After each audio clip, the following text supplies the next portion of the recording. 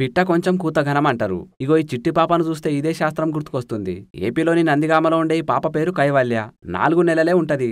4 నెలల వయసు పిల్లలకు ఏం యాదికుంటది? కొందరైతే కన్న తల్లిని కూడా సక్కగా గుర్తుపట్టరు. కానీ కైవల్య 4 నెలల వయసుకే శబ్బాష్ అనిపించుకుంది. ఇంతవరకు ఎవరు చేయని ఫీడ్ చేసి దునియా మొత్తానికి ఫేమస్ అయ్యింది.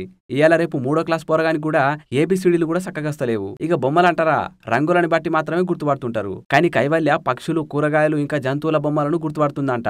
అది కూడా 1 కాదు 2 కాదు, దగ్గర 120 రకాల ఫోటోలను గుర్తుపడుతుందంట.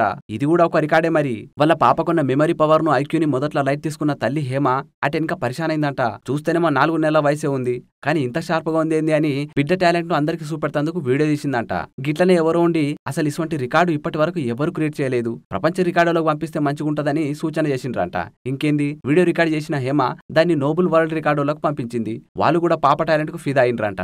4 నెలల పసిపాపకు ఇంత టాలెంట్ ఉంది, దునియాలో ఇంకెవరికి లేదని ఆ రికార్డుకు సంబంధించిన కాయిదాలు, కత్వాలు, రికార్డును భద్రం చేసి నందిగామకు పంపించిర్రంట.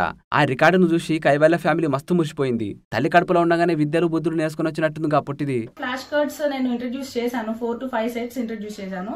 సో ఒకసారి 4th మంత్ వచ్చిన తర్వాత తను బాగా కాన్సన్ట్రేషన్ చేస్తుంది కదా, అసలు ఎంతవరకు రికగ్నైజ్ చేసింది, రెస్పాండ్ అవుతుందా లేదా అని చెప్పి ఒకసారి చూద్దామని చెప్పేసి అడిగాను.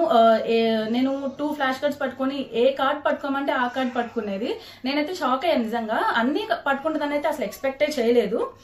బట్ తను ఆల్మోస్ట్ నేను చెప్పినవన్నీ పట్టుకుంది. సో ఇంత జస్ట్ 1 month లో ఇన్ని సెట్స్ ఫ్లాష్ కార్డ్స్ తను రికగ్నైజ్ చేస్తుందని అయితే ఎక్స్పెక్ట్ చేయలేదు.